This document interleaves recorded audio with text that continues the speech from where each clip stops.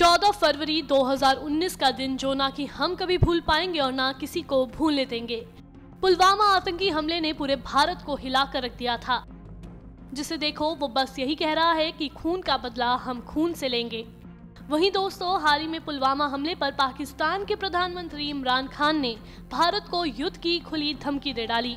उन्होंने कहा कि चंद दिन पहले मकबूजा कश्मीर में पुलवामा में वाक़या हुआ और मैंने उसके ऊपर तभी रिस्पॉन्ड करना था क्योंकि पाकिस्तान के ऊपर इल्ज़ाम लगाया गया। लेकिन हमारा एक बहुत अहम विज़िट थी क्राउन प्रिंस सऊदी अरेबिया की, इन्वेस्टमेंट कॉन्फ्रेंस थी जिसकी हम बहुत देर से तैयारी में थे।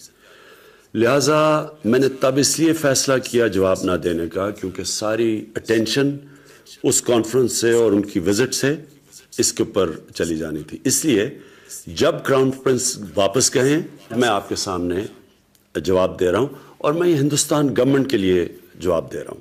पहले तो आपने पाकिस्तान पर इल्ज़ाम लगा दिया,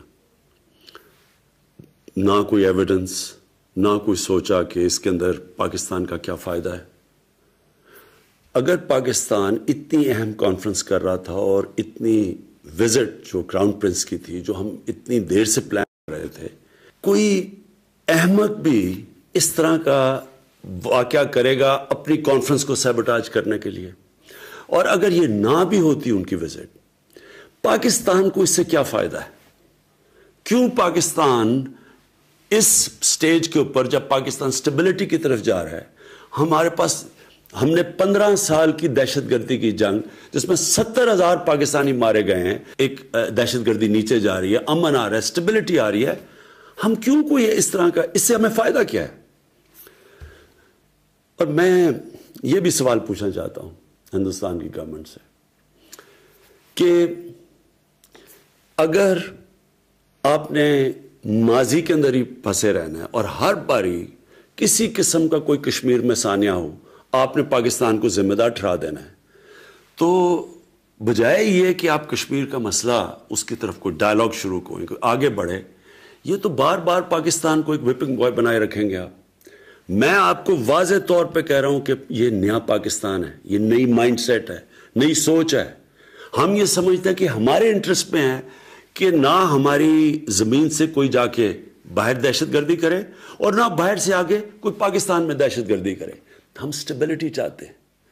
तो मैं आज हिंदुस्तान की गवर्नमेंट को ऑफर कर रहा हूं, किसी किस्म की आप तहकीकात करवाना चाहते हैं इस इंसिडेंट में कि कोई पाकिस्तानी इसमें मुलव्वस था, हम तैयार हैं। अगर आपके पास कोई एक्शनेबल इंटेलिजेंस है कि पाकिस्तानी इन्वॉल्व है, वो हमें दे, मैं आपको गारंटी करता हूं कि हम एक्शन लेंगे। और एक्शन इसलिए नहीं लेंगे कि हमें किसी के प्रेशर है, एक्शन इसलिए लेंगे कि ये पाकिस्तान से दुश्मनी कर रहे हैं। अगर कोई पाकिस्तान की ज़मीन इस्तेमाल कर रहा है, हमारे से ये दुश्मनी है, ये हमारे इंटरेस्ट के खिलाफ है।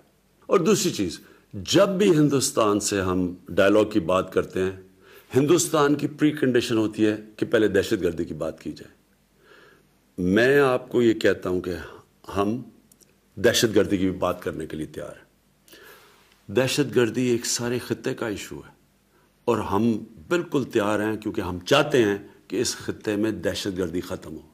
पाकिस्तान वो मुल्क है जिस सबसे ज़्यादा दहशतगर्दी से नुकसान हुआ है। 70,000 पाकिस्तानी मारे गए दहशतगर्दी में। हमारा $100 अरब से ज़्यादा नुकसान हुआ है दहशतगर्दी से। लिहाजा हम तैयार हैं आपसे बात करने के लिए। लेकिन मैं आपसे आखिर में 2 चीज़ें कहना चाहता हूँ। देखिए, हिंदुस्तान में एक नई सोच आनी चाहिए, एक इंट्रोस्पेक्शन आनी चाहिए कि क्या वजह है कश्मीर के नौजवान उस इंतहा पे पहुंच चुके हैं जो वो मौत का उनका खौफ ही उतर गया है। कोई तो वजह होगी। क्या आप समझते हैं कि ये वन डायमेंशनल ऑपरेशन, जुल्म करना, मिलिट्री के जरिए मसला हल करना, क्या ये अगर आज तक कामयाब नहीं हो तो आगे कामयाब हो जाएगा? अगर आज अफगानिस्तान के अंदर 17 साल के बाद सारी दुनिया ये तस्लीम कर बैठी है कि मिलिट्री सोल्यूशन नहीं है और बातचीत से, डायलॉग से मसला हल होगा, क्या हिंदुस्तान में इसके ऊपर डिस्कशन नहीं होनी चाहिए? और दूसरी चीज, हम हिंदुस्तान में सुन रहे हैं आवाज़ें सुन रहे हैं, मीडिया पे सुन रहे हैं, पॉलिटिशियंस की आवाज़ें आ रही हैं कि पाकिस्तान को सबक सिखाना चाहिए, पाकिस्तान के ऊपर बदला लेना चाहिए, स्ट्राइक चाहिए। पहले तो कौन सा दुनिया का कानून किसी भी एक शख्स या मुल्क को जज, जूरी और एक्सिक्यूशनर बनने की इजाज़त देता है? ये कौन से इंसाफ के निज़ाम में है? दूसरी चीज़, आपका इलेक्शन का साल है और हम समझते हैं कि इलेक्शन में बूस्ट मिलेगी कि अगर पाकिस्तान को सबक सिखाया जाए। अगर आप ये समझते हैं कि आप पाकिस्तान के ऊपर कुछ किसी किस्म का हमला करेंगे, पाकिस्तान रिटेलिएट करने का सोचेगा नहीं, पाकिस्तान रिटेलिएट करेगा। पाकिस्तान कोई और दूसरा रास्ता नहीं होगा रिटेलिएट करने के बगैर, जवाब देने के बगैर। और उसके बाद बात किधर जाती है? हम सब जानते हैं कि जंग शुरू करना आसान है, शुरू करना तो जंग इंसान के हाथ में होती है, लेकिन जंग ख़त्म करना इंसान के हाथ में नहीं होती। ये किधर जाएगी बात अल्लाह बेहतर जानता है। इसलिए मैं ये उम्मीद रखता हूँ कि बेटर सेंस विल प्रिवेल, हम इसमें अकल करेंगे, हिकमत इस्तेमाल करेंगे और ये मसला जो आखिर में हल होगा, जिस तरह अफगानिस्तान में, ये भी डायलॉग और बातचीत से हल होगा। जैसे इमरान ने भाषण दिया, वैसे ही एक्टर और सिंगर अली जफर ने ट्वीट करके उनकी तारीफ कर डाली। अली ने लिखा कि व्हाट अ स्पीच। इतना ही नहीं, उन्होंने एक और ट्वीट करते हुए लिखा, listen with an open heart and mind devoid of ego, bias और hatred. If can't listen again after few days in a moment of peace, love, peace, humanity, togetherness above all. PM Imran Khan address to the nation, Pulwama attack 19 फरवरी 2019। अली ने जैसे इमरान की speech की तारीफ की, वैसे ही उनके इंडियन फॉलोअर्स गुस्से से लाल हो गए। इस ट्वीट पर उन्हें लोगों ने ट्रोल करना शुरू कर दिया। देखिए जरा कुछ tweets. We don't need this beggar in India. Ali Zafar says supporting terrorism in India and terrorist nation Pakistan, shame on Imran Khan. यहाँ भीख मांगने आते हैं और हम ही आंख दिखाते हैं।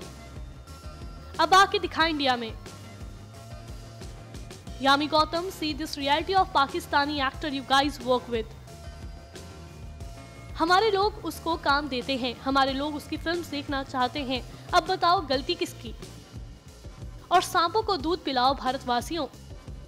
तो देखा ना आपने भी फैंस अली पर कैसे भड़क उठे हैं। वैसे आपको बता दें, अली ने बॉलीवुड में 2010 में तेरे बिन लादेन से डेब्यू किया था।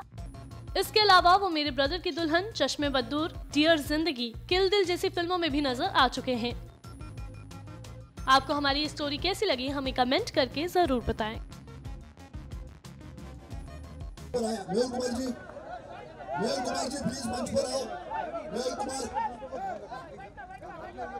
फिल्म इंडस्ट्री के मेरे सभी भाइयों, मेरे आवाज में जोर से बोलेंगे, भारत माता की। पीछे लिए चलता हूं, 17 फरवरी 2004, ये ऑन रिकॉर्ड है, जितना मीडिया है इस बात को नोट करें कि 17 फरवरी 2004 को एक पाकिस्तानी प्रेमी जिसका नाम है नवजोत सिंह सिद्धू, मेरे साथ खड़े होके भारतीय जनता पार्टी के मंच पे उसने भारतीय जनता पार्टी को ज्वाइन किया था।